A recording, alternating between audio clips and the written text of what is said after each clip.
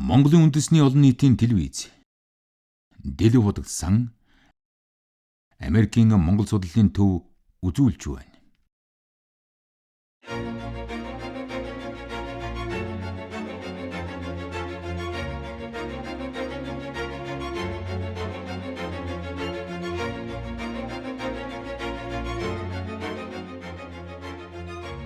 Дэлгэв худагт ба Овн Латимор Тэв дамнсан өв.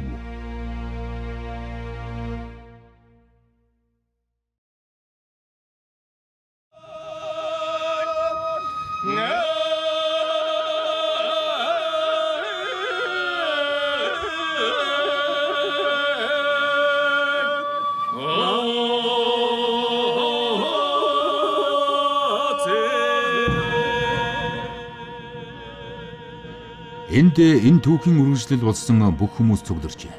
Сүсгтэн олон эрдэмтэн судлаачид 5 дугаар дэлгэв худагтын дараагийн дүр болох 6 дугаар дэлгэв худагт Данзан Ламадид Овн Латиморын ач охин хадагтай Ан Латимор Прайс алдарт монголч эрдэмтэн Кристофер Эдвуд гэдэл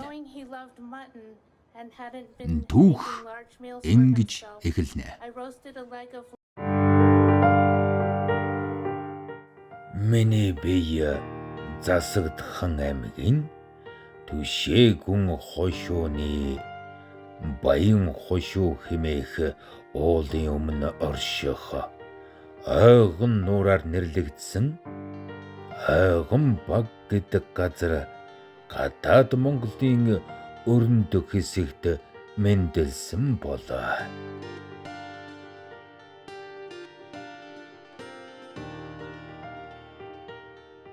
Чангард нь бол Дэлгэв хотод Жамсранжун төрсэн газар бий. За үүний зүүн талд нь бол Ариг Данилан Тэвлэнгийн маань бас төрсэн газар. Одоо бид өхнөө очих гэж байгаа Чангурд бол Монгол одоо төрийн 2 удаагийн ерөнхий сайд Ялхан цуск Дандан Базарын төрсэн газар бий. За Нуурын хаан баруун талдаа бол их бэндэд жигмэж янтсан. За 40 бэндийн хувилга Чойг дамб гэдэг ингээд бас нь одоо Бурхны шашинд нэр алдар түгээсийн 5 их хотод төрснөөр одоо өгдөөцс эхлээд бид хүмүүс нуураа шүтдэг. Өөрийн өмнөх дүрийнхээ хутагтын мэндэлсэн газарт ирэхэд үнэхээр сайхан байна. 1991 онд анх удаа энд ирж байлаа. Түүнээс хойш 26 жилийн дараа энд эргэж ирэхэд олон зүйл өөрчлөгдөн хувьсж байгаль дэлхий сайхнаар хүлээн авч байна. Өнөөдөр ийхүү ирснээр цаана авшигтай хэрэг байсан лавтай. Монголын түүх соёл, хэл судлал, угсаатны зүгээр мэрэгчсэн олон эрдэмтдийн дотор алдарт монголч эрдэмтэн Овн Латиморын ач охин бас яв. Миний хувьд энгийн нэгэн аялагчийн шугамар ирсэнгүй. Эндээс сэтгэл санааны асар их эрч хүчийг авч чадлаа.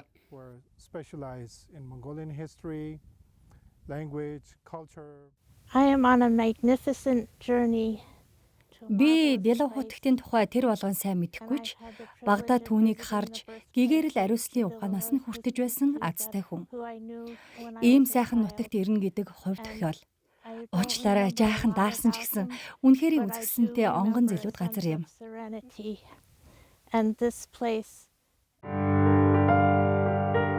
Би Бадаргуулт төрийн 9 дугаар он буюу 1884 онд Бичин жилийн 10 дугаар сарын 8-нд луу цаг буюу нар мандах үеэр төрсөн.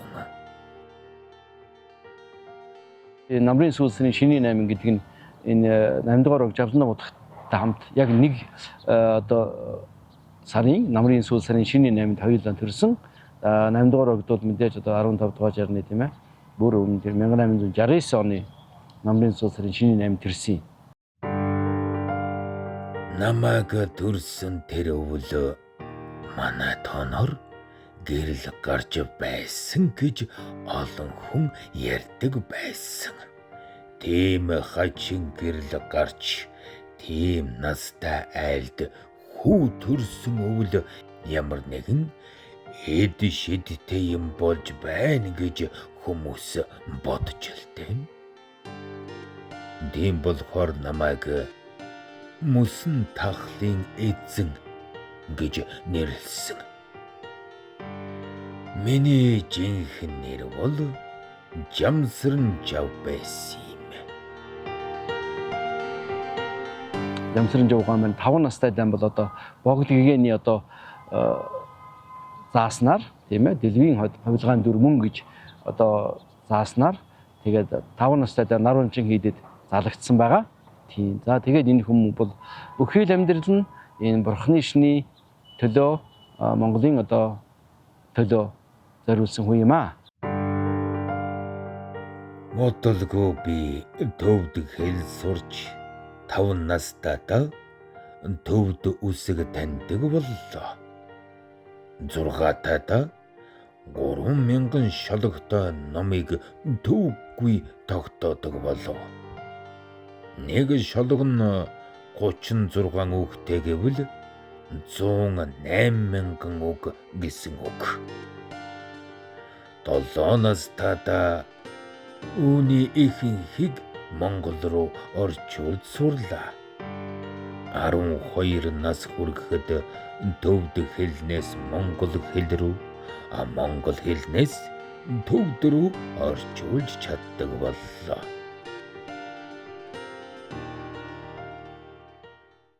Халимаг лам нар маань бас дандаа номоо сайн үзээгүй дандаа дэлхийн 2 дугаар дайны үеэр дөрвөстэй лагеруудаар энэ явцсан тийм үсэд байгаа байхгүй.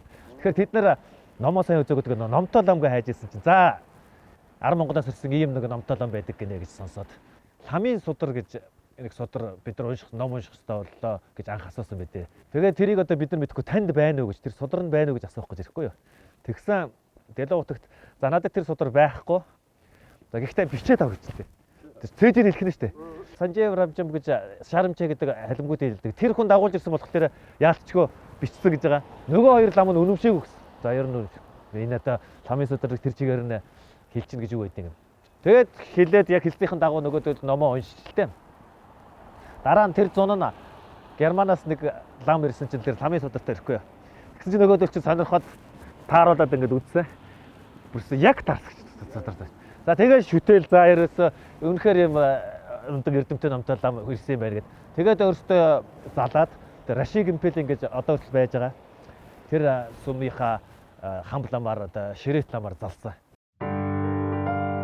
14 настайдаа буюу 1897 онд хошуунаас эргэн ирээд мөнх цаст отхон тэнгэр ууланд бараалхлаа. Отхон гэдэг нь хамгийн бага хүүхэд гэсэн үг. Тэгэхэд Манжин хааны өмнөөс Манж Жанжин Арбогд угуулын оршдог аймаг хошууч Бэйсийн хошуу өргөл өргөлөө. Өргөл дахилга болж байсан үеэр би тэнд байлаа л да. Монгол бичгээр бичсэн шашны бус дахилгын шүлэгч байв. Отхон тэнгэр бол Японы Фужи уулнаас хавьгүй өндөр уул.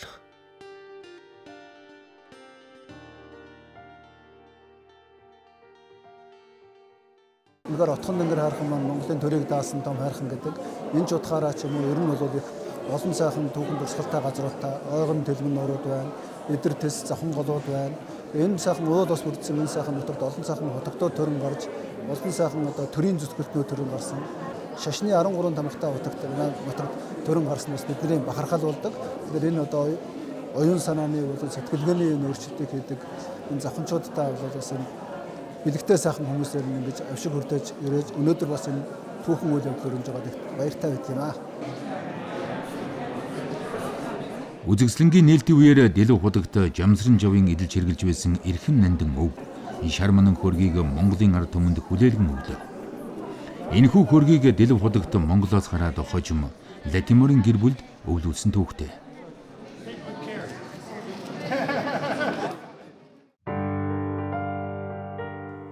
Нэгэн 1911 он буюу 28 настайдаа үхүрээ орж бусад төшмөл нартай зөвлөлдөхийн өмнө далай чонхор ван надтай уулзаж тийш очих уу, болох уу гэдгээ ярилцах гэсэн хэрэг байлаа л доо. Сэдвийн содном гэж далай шонхор тавил удаадараа нууцаар уулзаж Монголын тусгаар тогтнолын үйл хэргийг ярьж байсан байна. Монголчууд менжээр хичээлээс гарч тусгаар тогтнол төрүүлсэн эмхлэн байгуулсан цагаагчийн ажлын өвлийн дунд сарын шөнийн 9 тийм ээ 1911 оны 12 сарын 29-нд Бурхны шиний тэргүүн богдыг Монгол улсын эзэн хаанаар хөнжилж улсын цол Монгол оны цол олноо өргөгдсөн их хүрээг нийслэхээр хэмээн эзэн Монгол улс сэргэн мандаж байгааг дэлхий дахин томхон зарласан. Тэгэхээр энэ үйл явдалд Бурхны шиний тэргүүнтэй хамт мөр зэрэгцсэн дэмжиж тусалж хамжилтсан хүний нэг бол энэ Бурхны шиний томоохон мяндагтан Дэлэг утагт Жамсрын жавгай муу юм. Хүрээнээс буцаж ирээд тэрбээр намайг дахин дуудуулж хятадаас тусгаар Монгол улсыг зарлан тунхаглаж хүрээний богдыг хаан ширээнд өргөмжлөн залсан тухай надад хөөрнөв. За 11-ээс 12 оны тусгаар тогтнолын хөдөлгөөнд бол маш их үр гүйцэтгсэн баруун хязгаарыг одоо тохиноолох. За мөн уран хайд бас одоо сайд шашны зөвлөхөөр ажиллаж байсан. 1912 он буюу 29 настайдаа намар нь би богдод бараалгахаар хүрээ орлоо. Тэрбээр надад бас улбар шар бүрээстэй хазар хайрлсан юм.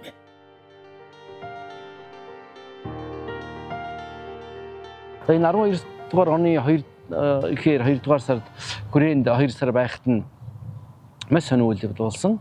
Монголын одоо анхны ерөнхий сайд Намрын сүрэн уулзсан байгаа. Тэгээ Намрын сүрэн уулзж богдын засгийн газарт ажиллах санал тавьсан юм. Тэгээд тэгэхэд нь бол Дэлэг утагт бол харин зөвшөөрсөнгүй. Тэгээд богдын засгийн газарт сайдаар орж ажиллаагүй юм. Тийм. Чухам яагаад гэснийг бол үнийн шалтгааныг бол мэдсэнгүй, соруулжад янз бүрээр бичсэнгүй.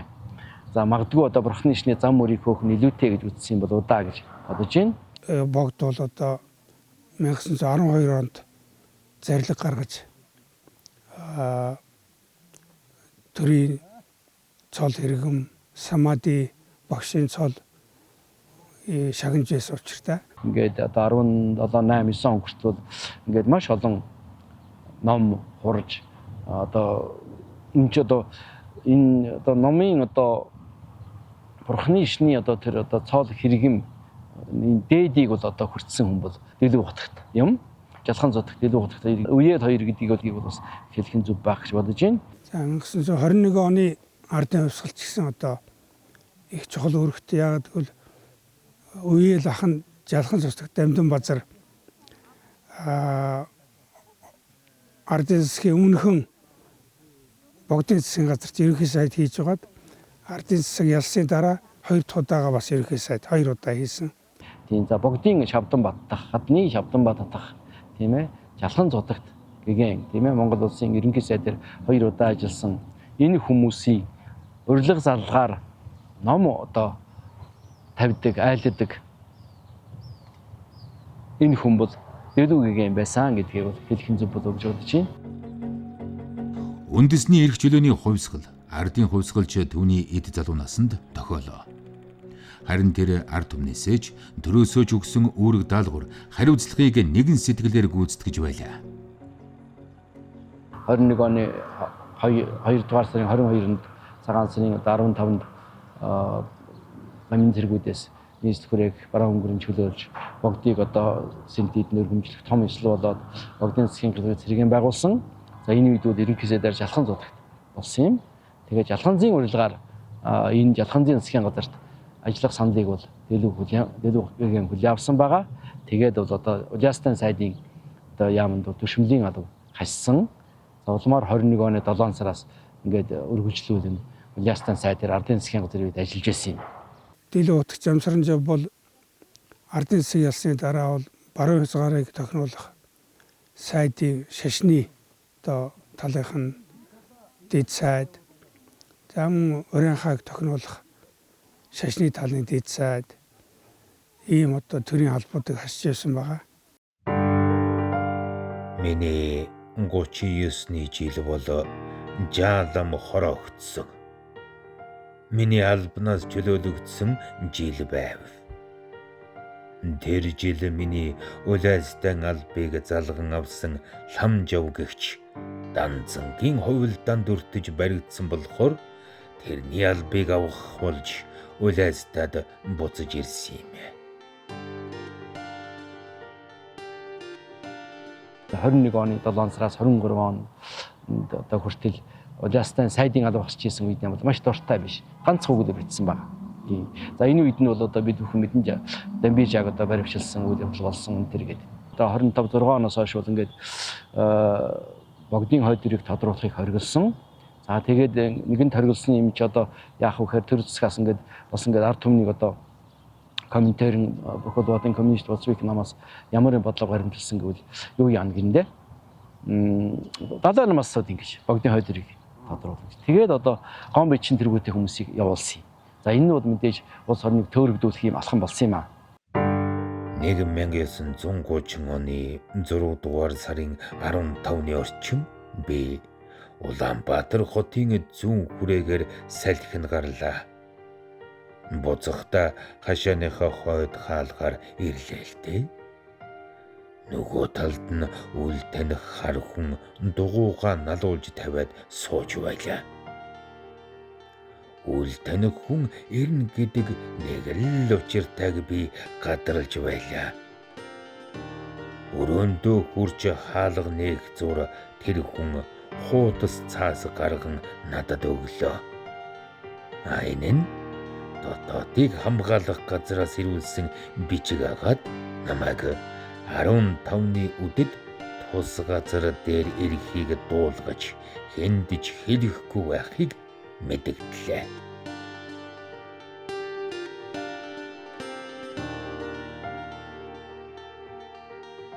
Богд гэгээмэн 24 оны 5 сарын 25 болсон.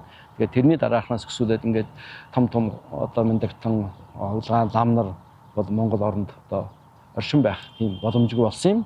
Яг энэ үед бол ингээд хүрээнд 25 онд Дэлүгэгийн доогийн захнаас ирсэн байгаа. За тэгээд тэр үедээ бол нэг зүйлийг маш ойлгосон гэж байгаа. Энэ оронд миний орон зай байхгүй байна гэж. Тэгээд толгойд нь оргох, бас дахин оргох. Яавал би энэ орноос орох вэ гэдгийг бодож ирсэн гэж бичсэн байна. Ер нь халах Монголд бол ард түмнийхээ дунд нэр хүн дээрээ бол 3 том хотод байсан. Тийм Манчар хотогт, Югүзэр хотогт, Дэлүү хотогт. Тэгэхээр Дэлүү хотогт бол гарцааг одоо Баруун Монголын хамгийн том хотогт. Баруун Монголын халах ард түмний одоо шүтэн биширдэг ийм том одоо шашны зүтгэлтэн. Далай дам дээр очиод асуухад тодорхой комментэр нөлөөлж оруулаа явуулдаг байхгүй юу. Тэгээд одоо тэр сажийн богдоос сусныг бичиг энэ тэр аваад ингээд ирсэн чинь одоо энэ Сэлэнгийн хойд байсан тэр нэг хөгтийг одоо нэг богдын хойд дөр мөн байна биш байна гэсэн асуудал гараад. За энэтэй холбоотой бичиг ирсэн чинь тэрийг одоо үзэх хүн байхгүй болоод за тэрийг үзсэнтэй холбоотойгоор за тэр богдын хойд дэрийг тодруулахтай холбоотой асуудал тодруулахтай авчирсан бичгийг үзсэн гон бичин тэргүүтэй хүмүүс. За дээр нь одоо Банжин богдодтой холбоотой оролцсон гэдэг. Иргэдэн давгийн 38 хэрэг гээд 29 38 он гэдэг. Одоо том охин хэрэг зохион хэлс хэрэг үүсгэсэн. Иргэдэн давг, доноо жав, шатар бал, югзүр лам нарын 7 хүнийг 25 цагийн дотор буудан алах. Чойжин цоржийг 10 жилээр хорих. Чойжин нимаг 8 жилээр хорих гэж шийдгэсэн. Бусад олон ялыг санахгүй байна. 38 хүнээс нийтдээ 23 хүн шийтгүүлсэн. Намайг 5 жилээр шийтгэж ялыг тэнсэн байлээ.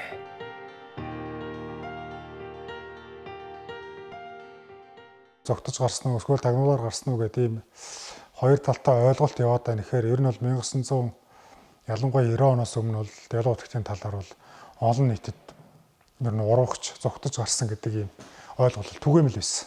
За 2022 онд тагнуулын байгууллагын 100 жилийн болох үеэр энэ улс орны тусгаар тогтнол аюулгүйлийн төлөө зүтгэжсэн тагнуулчдын бас үйлрийг алдаршуулах юм арга хэмжээ зохион байгуулсан. Тэгээ энэ үеэр бол засгийн газрын тогтоолоор Дэлгэн утгын тагнуулын үйл ажиллагаанд холбогдох 1039 хуудас баримтыг засгийн газрын тогтоолоор төрийн үндэс гаргаж ил болгосон. Тэгэхээр энэ эдгээр баримтууд донд бол одоо Дэлгэн утгыг 1929 онд одоо тагнуулын байгууллага буюу тухайн үеийн дотоодыг хамгаалах газартай одоо тагнуулын үүрэг гүйцэтгэнэ гэж одоо гэрээн дээр гаруй хэсэг зураад донуус нэр сонгоод ингээд тагнуулын үүрэг хүлээнэ гэдэг ингээд нотлсон баримт нь байна. 31 оны 2 сард 26-нд өмнөд хилээр 2 тэмээтэй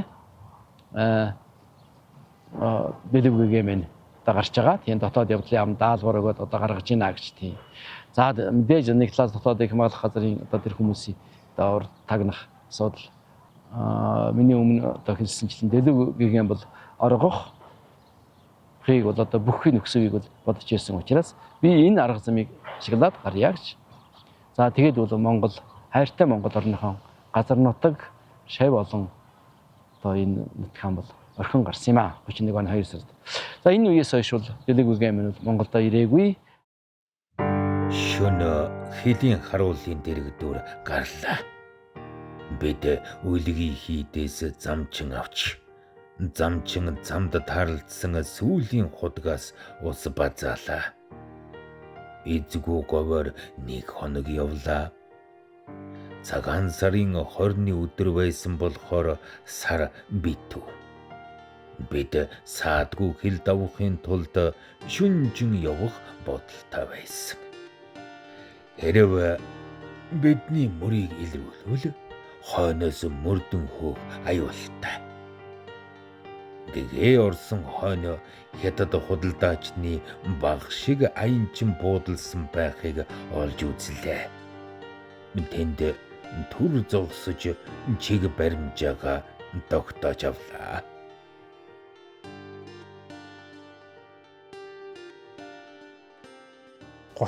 онд за тухайн үеийн өвөр Монголд байсан банчин богдын үйл ажиллагаа за Япон хятадын үйл ажиллагааг тодруулах юм зорилттой дотоодыг хамгаалах газрын өмнө тулгарсан. Тэгээ энэ зорилтыг шийдвэрлэхийн тулд бол тухайн үед за олон нийтэд үнэхээр бас нэр хүндтэй байсан Дэлгэн утгыг за банчин богд ус итгэх үндэслэлтэй гэдэг. Ингээд 1931 онд Монголоос оргон гарлаа гэдэг юм халахвчаар ингэж гаргаад тэгээд үүнийг гарсныхан дараа одоо тухайн үеийн өдөрт бисаны хэвлэлээр Дэлгэн утгад бол Монголоос оргоод гарчлаа гэдэг ийм мэдээллийг бол нийтэд ингээд хүргэсэн. Тэгээ 31 онд. Тэгээ энээс хойш бол олон нийтийн донд Дэлгэн утгад бол урагч амьд үлдгийн төлөв орноос оргож зогтож гарсан гэдэг юм уу. Ийм ойлголт бол өнөөдрийн хүртэл өвчтэй явсан нь ийм очиртай. Тэгээд энэ ойлголтыг одоо залруулах энэ архив баримт нь өөр бол 2022 онд засгийн газрын тогтоолоор ил болсон эдгээр баримтууд донд бол Дэлгэн утгыг ямар үүрэг даалгавартай гарсан бэ гэдгийг маш тодорхой өгүүлсэн баримтууд ил болсон байна. Яг хил давах үедээ болон хил даваад гарсныхаа дараа Дэлгэн утгатаас одоо тухайн дотоодыг хамгаалах газарт ирүүлж исэн 2-3 одоо алт бичиг загтал байгаа. Тэр загтлуудаа бол одоо бид нар ингээд бинцээ ингээд яваад хил гарлаа. За үүрэг даалгавраа одоо биелүүлэх юм зориг ирмэлзэл дүүрэн байна гэсэн ийм утга агуулгатай мэдээллүүдийг бол ирүүлсэн байна. Тэгэхээр Дэлгэн утгад бол тагнуулын үүрэг даалгавартай гарсан гэдэг нь бол архивын баримттай их сурвалжаар маш тодорхой харагддаг юм асуудал. Дэлгэв худагт хэмээх нэр Монгол хүн бүрийн сэтгэлд дотно. Учир нь түүний ээдрээтэй эмгэнэлтэйж хэмээр амьдралын хувь зээний мөрн сүн цагаан Монгол улсын төлөө Монгол хүний төлөө байсан билээ. Түүний амьдралын сүүлийн хагасаас нөхөрлөн нийлж дөрөө нийлүүлэн явсан хүний амьдралч мөн ялгаагүй.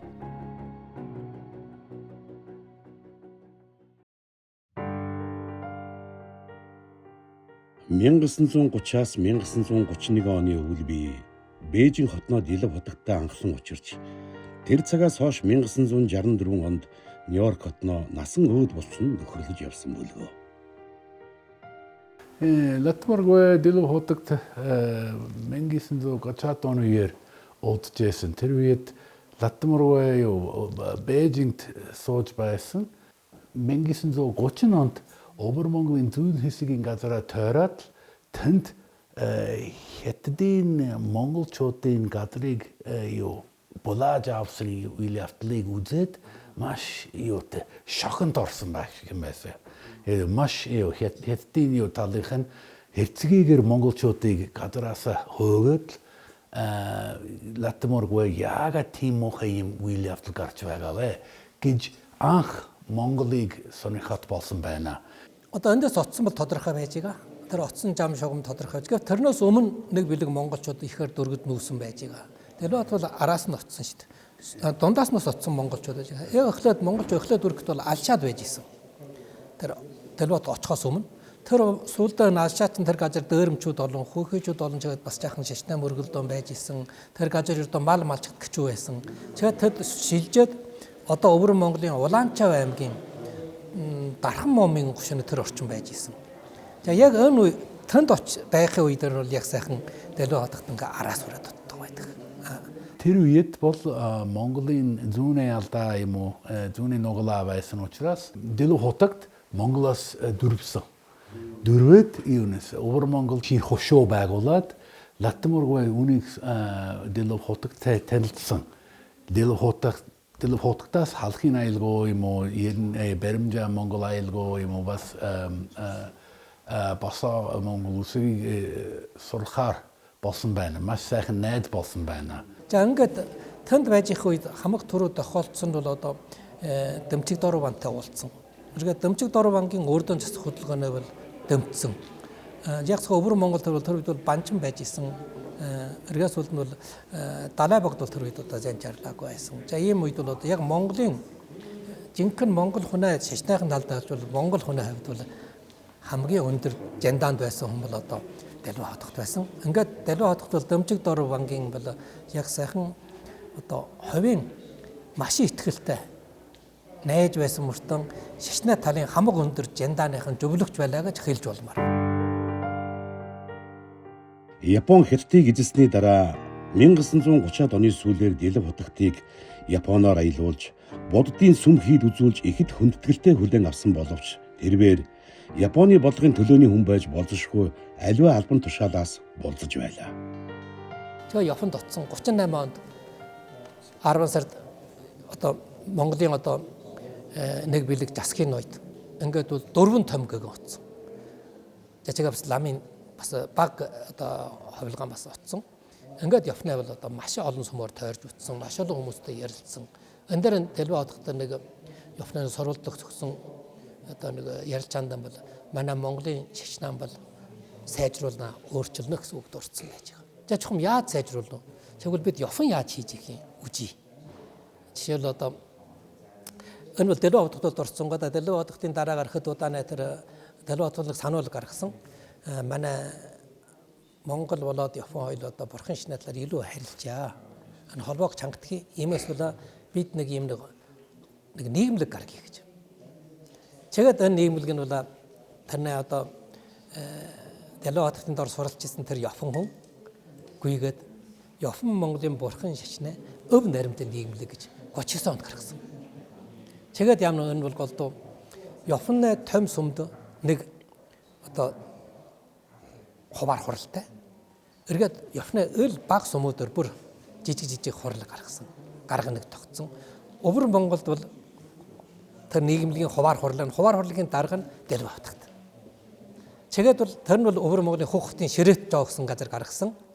Тэгээд Өвөр Монголын том сүмд бүр хуваар хурлаг гаргая гэж. За ингээд бол манай хоёр талаараа илүү ингэж харьцъя. Илүү харилцаж орвон чангатхан.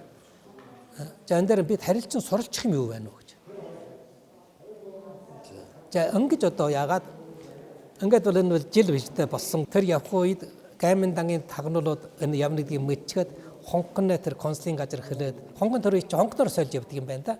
Чихнэр хонкон цэн тэр чи англи хамаарж исэн чи. Тэгээд английн тэрийг саатуулж ягаад тэр чин гэттэг мэдгүй англи мэдгүй онгоцон дээр гаргачих чинь онгоцон дээр буугаад тгсэн чин гэттийн Гаймандана чүнчэнд буужглаа гэж ингэж хэлдэг. Үнэндээ тэр үнээр чи Гаймандан чигж хийсэн юм уу? Дэлбат хотод тусгай бүр Япончуудын тэрэнд орохгүй л ингэж хийсэн юм уу? Энд чин бас судалж үүсэх асуудал. За ингээд Дэлбат хотод маань Хятад Өвөр Монголын нутагт 1949 он хүртэл 31-ээс 18 жил одоо амьдэрсэн тэр үед дунд дэргэн улсад одоо бас цаг төрийн өмнөтэй самунтай жилүүд байсан. Дунд дэргэн улсын ерөнхийлөгч Чанкаши бол одоо энэ халахын том хутагтыг нэр хүндийг ашиглах. Тэгээ одоо халахын өвөр Монголын сүсгтэн олон маш их биширж байгаа шүү дээ.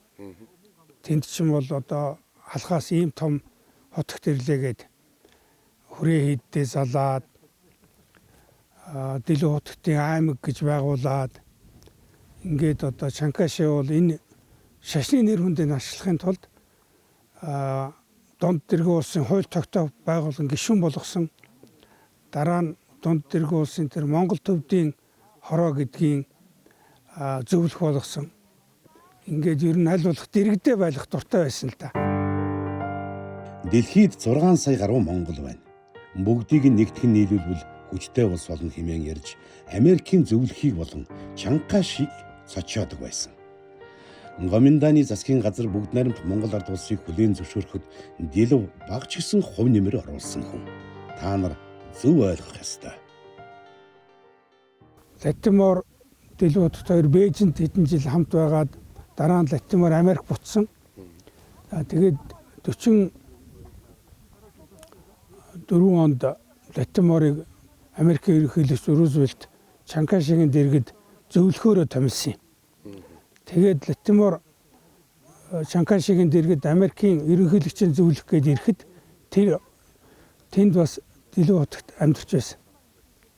Ингээ энэ хоёр бас тэнд Чүнцэнд одоо жил гаруй хамт амьдарсан. Тий одоо мэдээж тэр Америкийн ерөнхийлөгчийн одоо бие төлөөлөгч учраас Латиморгоо тийм том сайхан орон сууцтай байсан. Тэндээ одоо би халахын хотогтыг хамт амьдрья гэж Чанкашид хүсэл тавьсан. Тэгээ гэж Чанкаши зөвшөөрсөн юм байл. Тэр хоёрын нөхөрлөл хичнээн нарийн зузаан байсан гэдгийг тэр хоёрын дуртахлаас үзэхэд маш нарийн нандин юм монголоор ярилцдаг. Хоорондоо. Тий. Өөр хэлээр ярихгүй тий. Монголоор одоо хамгийн нарийн нандин хоорондоо ярих гэсэн юм аа. Тэгэхээр бол тэр хоёр бол маш их одоо сайхан халуун дотны ихтгэлтэй бие биендээ ийм харилцаатай байсан. Санал асуулгын дараа Монголын анхны төлөөлөгч буюу Илч Хятадд ирэхэд нисэх буудалд утгасдын дотор Дэлв хотогт байв. Тэрвэр түүнд дөхөж очиод би Дэлв хотогт байна. Би хувраг хүн боловч миний эх орны тусгаар тогтнолыг эцсийн эст хүлээн зөвшөөрсөнд баяртай байна. Монголын ард түмэнд сайн сайхныг хүсэн өрөө гэсэн утгатай үг хэлжээ. Гэвч түүний үг тоож сонссонгүйд урам нь хугарчээ. Энэ тухайга 4 жилийн дараа надад хэлэхдээ ч тэрвэр сэтгэл гонсгор байсан юм. Энэ бол 1938 оноос эхлээд Дэлүү хотогт Хятадын гүн тийш суурьшаад Чанкашигийн одоо зөвлөх болоод ингээд явж исэн энэ цаг үеэс бол дотоодын хамгаалах газартай үндсэндээ харилцаа холбоо тасарсан. Харилцаа холбоо тасарсан бас нэг үндсэн шалтгаан нь 1937 онд Монголд их хилмигдүүлэлт болсон. Мэдээж тагнуулын үйл ажиллагаа гэж өөрөө нарийн нууцтай явагддаг үйл ажиллагаа. Одоо тэр хүний тийм үүрэг даалгавартай гарсан гэдгийг одоо 1-2 хүний тоонд мэдж байгаа. Тэр хүмүүс нь хилмигдэж өгөө болсон. За нөгөө талдаа Монголд их хилмигдүүлэлт болсон. Тэгээ хэрвээ Дэлүү хотод эргээд их нутагтаа ирсэн бол хилмигдүүлэлтийн хар шуурганд өртөх юм нөхцөл боломж нөхцөл бүрдсэн байсан болохоор Дэлүү хот бол илүү цаашаа явсан. Тэгээд ер нь бол дотоодын хамгаалах газраас харилцаа холбоогоо тасалсан. Тэгээд Дэлүү хотыг бас анх хэлийн чандууд ингээд тагнуулын ажиллаар гарах үед нь бол тэрийг дагалдаж бас нөгөө ихтгэл хүмүүс явсан. Тэдэр нь бас Дэлүү хотын талаар Япон Хятад дорж юмар иймэрхүү одоо зөрүүтэй мэдээлэлүүдийг бол дотоодын хамгаалах газарт ингэж өгж явж эхэлсэн. За бас Дэлүү хотын дотоод шашны үйл ажиллагаанд оролцох ийм ингээ асуудлууд гарч ирсэн болохоор Дэлүү хотод бол ерөөдөө дотоодын хамгаалах газраас харилцаа холбоогоос ингээд таслаад явсан байгаа. Одоо ингээ хэвлэгдэж байгаа өөрийнх нь загтлуудаас үзэж гисэн дунд дэргийн улсад байхдаа ч гэсэн Монгол Америкийн харилцааг тогтооё. Одоо энэ талаар санаа тавиач гэж Латиморто захаа бичсэн. Захаа бичижсэн байгаа. Энэ захаанууд нь одоо ил болоод хэвлсэн л дээ. За энэ Латимортод Америкийн ерөнхийлөгчд энэ талаар бас хэлж өгөөч гэж тий ярьж хэлж байсан зүйл байдаг. Тэгэхээр бол ер нь дамаа бол одоо бас Америкийн нэгдсэн улс Монгол улсыг хүлээн зөвшөөрөхөд бол Дэлүү хотод бас тодорхой үүрэг гүйцэтгсэн гэж хэлж болно. Хөртгөө дэлхийн төгсөлд 1946 оноос Латморгой бол заавалчтай зарим Монгол илээд чадвартай Монгол хүмүүсд Америкт урьж чадвал тэнд монгол хэлний сурах бичих хэлний шинжилгээний зарим номуудыг байгуулвал тэгвэл монгол хэл Америкийн дипломатч, Америкийн судлаачдад зааж боломжтой болж болно. Бас социолог, антропологийн талаар энэ Монголын хүмүүс өөрийн нутаг төвсгээр орон нутгийн нөхцөлийн тухай ярил тэгвэл Америкчууд илүү ойлгоно гэж Латморгой бодож байсан. 1949 онд Дэлэг хотод Нанжин хотоос надад захиа авчиж Чанкаши өнгөрөв бололтой. Иймд дахиад л далаагаар энтгэг орж лахас руу эргэж очих бодолтой байна гэсэн байлаа. Би тэр даруй түүнд загтал бичиж эхлээд Америкт ирнэ үү гэж уриалаа. Ер нь бол хотогтод хоёр сонголт байсан юм байна. Нэг нь төвд рүү явах, нөгөөх нь Америк руу. Яагаад явах болсон гэхээр чинь одоо хятадд ажиллаж байгаа шүү дээ. Тэгээ ерөнхийдөө байдал их хэцүү болсон. Мао Цзэдунгийн тал, Чанкашийн талыг ялсан. За тэгэхээр одоо Чанкашийн засагт одоо хамтран ажиллаж ирсэн тэр хүмүүсийн амь нас бас эрсдэлтэй болж эхэлсэн байгаа. За энэ хэцүү цаг үед за нэг бол лас руу явна гэж хэлсэн. Ингэж ийм хоёр сонголт байж байхад харин Латимор найз нь шавн урьж авчирсан. Латиморын хувьд Америкт авчрах нь болохоор нэг талаар одоо багшигаа авчрах бас тэр амь наснд тийм хэцүү байхад бас аваад ирэх тийм ээ. Нөгөө талаар бас нэг хамгийн чухал юм нь юу байсан бэ гэхээр Латимор Монгол судлалыг Америкийн нөхцөл улсад хөгжүүлэх гээдсэн. Үүнд одоо их эрдэм мэдлэгтэй хүмүүс хэрэгтэй байсан. Ингээд 3 хүнийг урьж авчирсны нэг нь Дэлэг хотогт, нөгөө хоёр нь бол Онон өргөнгөө хангины гомж гэж хоёр юм байт. Тэгэхэд хамгийн анхны хийсэн ажил бол Джон Хопкинсийн их сургуулийн тэр Пейжийн нэрмжит олон улсын харилцааны их сургууль гэж байдаг. Энд судлаачийн ажил хийсэн. Тэр судлаач гэдгийг англи хэлээр бол research worker гэж тодорхойлсон байдаг. Ингээд ерөнхийдөө энэ судалгааны ажил дараа нь үргэлжлүүлээд халимг нарын хийдийн хамб гэдэг ингээд шашин номын ажилтанд байсан байна. 1951 юм уу 52 оноос Нью-Жерси мужийн Helmgott-ын лам хүн болсон байна. Энэ түүний хамбалам гэдэг үйлчлэлийг гүйцэтгэж байсан. Гэхдээ хэдэж зүүнний цагт Нью-Жерсид амьдарч чатаагүй даанч халуун байсан. Халуунч төдий биш чигтэй. Халуунч чигтэй монгол хүмүүсд хамгийн хэцүү. Халуунд хоорой халуун байвал гайгүй. Аберли, Остон гэдэргээд тухайн үед залуу судлаач нар байсан. Сүүлдээ бол их том нэртэй эрдэмтэд болсон л та. Тэр хүмүүс монгол судлал ерөөсөө монгол руу орж чадахгүй тийм ээ. Яг ялангуяа манай монгол руу ерөөсөө орж чадахгүй байгаа. Өөр монголоос хүмүүсээс ороод байсан. За тэгээд одоо юу гэдэг газар зүй, түүх, угсаатны зөв, шашин гэдэг ингээд бүх төрлийн судалгаа их гэхлээр өдөөсөө судалж чадахгүйсэн. Тэгэхээр нөгөө их сурвалж нь болгож байгаа. Дэлэг хотогтыг их сурвалж. Их сурвалж гэдэг юу гэсэн үг гэхээр юмаа мэддэг хүн хэрэгтэй. Тэр юмаа мэддэг хүн нь Монголд ирэх чадахгүй улсууд чинь Дэлэг хотогтынд Монголд болж ирэх гэсэн үг л дээ. Тэр чи одоо ямар ч тойл бичиг байхгүй, юу ч байхгүй, Монголын тухай юу ч байхгүй байгаа шүү дээ. Шууд өөрөө ярьж байгаа. За хангаа нутагт ийм шуу байт юм аа гэж 100-аад шуу хэлээд тэр 100-аад шууныхаа бүгдээрийнх нь тодорхойлтыг нь тэр нь биеийн нэм, сүүл нь нарийнлэг, дотроо хоёр янз гэдэг бүгдийг тайлбарласан байгаа. Зөвхөн шуу штэ. Тэгээ дараа нь амтан ургамал гэдэг ингээд тайлбарлаад. Тэгэхээр үнэхээр одоо Монголд очиж чадахгүй монгол судлаач нарын Монголд болж тэнд ингэж байсан тий.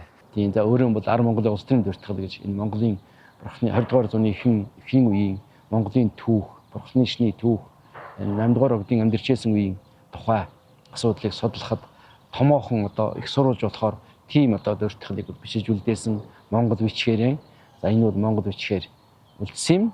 1961 онд одоо Монгол улс нэгдсэн үндэсний байгууллагын бүрэн эрхт гишүүн болж эсэхэд бол Дэлэг хотод яг Нью-Йорк хотод байж таарсан.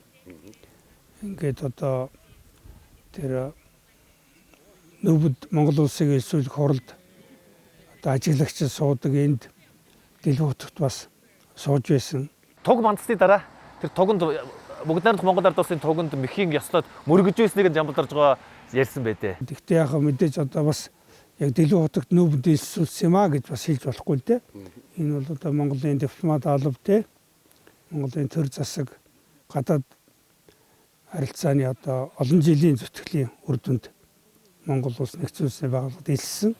Тэгэхдээ одоо дэлгүүр хотод сэтгэл зүрхээрээ энд нөлөөлсөн хоёрдугаар Америкт байсан 49 оноос хойш тийм учраас Америкийн олон нийтэд бас энэ халах Монголын тухай танилцуулах Монголын төлөө одоо Америкчуудад нөлөө үзүүлэх дам одоо ийм үйл ажиллагаа бол бас үр гүйцэтгсэн гэж хэлэх ёстой.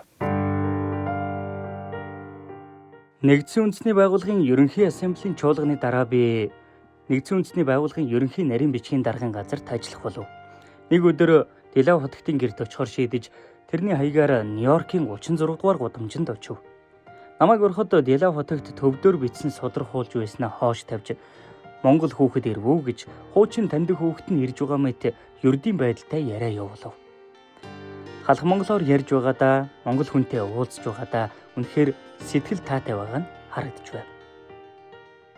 Элчин сайд ямд суугаад элчингийн хүмүүсийн хүүхдүүдийг хашааны засаар нь хараад нулимсуусан харж ирсэн дээ баярлж ирсэн ингээд ийм хүмүүсийн дуртахад аман яриа бол бий л дээ. Нүүбэд манайх элчин сайдын ингээд яама нэгээд ингээд анх нүүбэд хэлсээд тэгээ байж хахт ингээд гаднаас нь хараад тэгээ хүүхдэд хайртай байж хүүхдтэй ингээд нэгдүгээр хайртай хоёрдугаарт нь нөгөөдөлөө бас ингээд анхааруулж хэлмээр юм байгаа тий. Тэгээ бүр чин сэтгэлээсээ юу ийм одоо poison ivy гэдэг манайхаар халгаа шиг нэг төлдөг юм ургамал байдаг тий.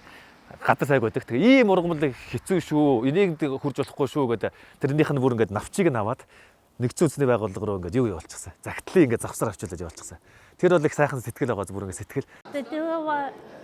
Дэлгүүр хотогт миний өвөөгийн дотны нөхөр байсан. Ялангуяа Нью-Хевен хотод амьдарч байхдаа манад байнга зочилдог байсан. Түүнийг эрхэж байгааг сонсох бүртээ бид маш их тогтолж тэсэн ядан хүлээдэг байсныгаа би тодхон сандаг. Тэр хүүхдүүдэд үнэхээр хайртай хүн байсан. Бидэнтэй ярилцаж, тоглож, цагийг хамт өнгөрөөх дуртай. Эрх болгондоо тоглоом авчирч өгнө. Биднийг тэр тоглоомуудаар нь тоглоход тэрэнд маш таатай амархан мэт харагддаг байлаа. Харин бид тэр тоглоомоор нь тоглоход жаахан хэцүү байдаг байсан юм. Гэхдээ л түүнийг ирэхэд сайхан байдаг байсан. 30-аад оны үед ламх уургуудын эсрэг ямар бодлого явуулж байсныг бид сайн мэднэ. Гэвч Дэлав хотогттой ярилцахад өөрийг хэлмэгдүүлсэн гэх буюу хэн нэгнийг зансан зүгсэн зүйл огт цухуулгаж байгаагүй бөгөөд харин Монгол орноо магтсан сайн сайхныг дурсан ярьсан хүн байв. Монголын тухай ярихад сэтгэл нь сэргэж нүд нь гялцах шиг болдог байв. Тэгээ тэр уулзах чадахгүй, нэвтэрч чадахгүй байна гэдэг чинь юу гэсэн үг вэхээр өөрөө дандаа нэг айдастай хүн хөөдчихвээ гэж тэрийгээ хэлсэн байд. Би хүн хөөдчихвээ. Хэн нэгэн хүнтэй ингээд уулзаж ярьдаг. Ямар хэцүү юмнаас гарч ирсэн бэлээ дээ тийм ээ. Тийм юм чи одоо тэгээд нөгөө хүн нь очиод ер нь яах чинь бэлээ. 1965 Эхнэр бид хоёр Англи руу нүүснээр бид холтцоос. Дэлгүүр хотогт хор тавдраар өвчүүлж хоногоо хүлээж байгаа тухай хүү маань захиавчжээ. Энэ тухай надад хэл дуулгаж ажил төрлийг өмүүлээд яхав гэж хүүд маань тэр хэлсэн ажээ. Дэлгүүр утгач амсан жоо маань лагшин модаад ирмэгц ер нь энтх шав нарын дууц. Тэгээд тэр чинь асарч хамгаалах хэрэгтэй шүү дээ. Өндөр настай одоо 80 настай тэгээд биеийн чилэр гэсэн ингээд энтхт байсан шав нар хамгийн ойрхон шавын тэр жамбалд орж шав нь байсан. За жамбалд орж дуудаж авчирсан. За нэг сони юм бол жамбалд орж би одоо та 300 шавтай хүн өчүүхэн намайг те одоо ингээд дууддаг ямар очиртай гэхээр дэлгүүр утга чийл ирэх хэвээр. Чийл одоо миний те дэргэд байх хэвээр. Гэт ингээд өөрөө ирүүлсэн байдаг. Харин насны тоо гүйцэж буг мэдсэн хойноо тэрвэр хэрв намайг очноо гэвэл тэсэн байж хүлээнэ гэжээ. Би Нью-Йорк руу нислээ. Би лагш нь тун дараатжээ. Гэхдээ өвдөх юмгүй гин. Нисэд хамт байж байгаад би Нью Хавей орж хүүтэйгээ уулзаад маргааш буцаж ирнэ гэж хэлээд гарч явлаа. Гэтэл тэрвэр тэр шөнө насан хутгийг олсон байлаа. Эцэрэн одоо зөвлөгтэй ярилцсахдаа тэмдэглэсэн нэг үг байна. Би бүхий л амьдралаа Монгол гэсэн нэрийг, Монгол хүний нэрийг сэвтээчихгүй юмсан гэж, хугалчихгүй юмсан гэж бодсоор бүхий л амьдралаа зориуллаа гэж хэлсэн үг байна. Тэгэхээр энэ үгээр тэр хүн ярилцлага өндөрлөж байна. Тэгэхээр энэ үг бол энэ одоо 20 дугаар зууны их үеэр Монголын тусгаар тогтнол, Монголын бурхны шин, оюун санааны дархлаа болсон энэ зүйлийн төлөө бүхий л амьдралаа зориулсан энэ одоо Монголын нэртэй улс төрч бурхны шний одоо томоохон мяндагтай тийм ээ хутагт бэлэг хутагт Ямсрын жав маань одоо өөрийнхөө бүхий л амьдралыг Монголын төлөө зориулсан шүү гэдгийг хэлсэн үг байхаа гэж би бодож байна.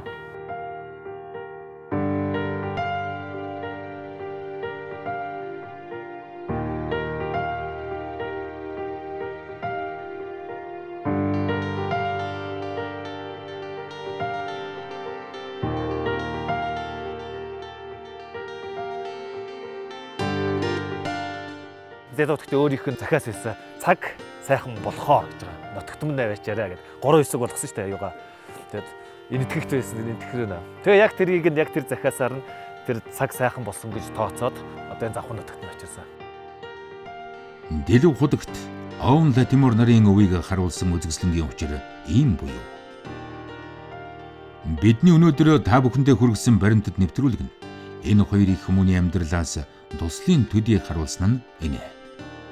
Энэ хоёрын нөхөрлөл үйл хэрэг нь одоо ч үргэлжлэн явсаар байгаа. Түүх цааш үргэлжилсээр.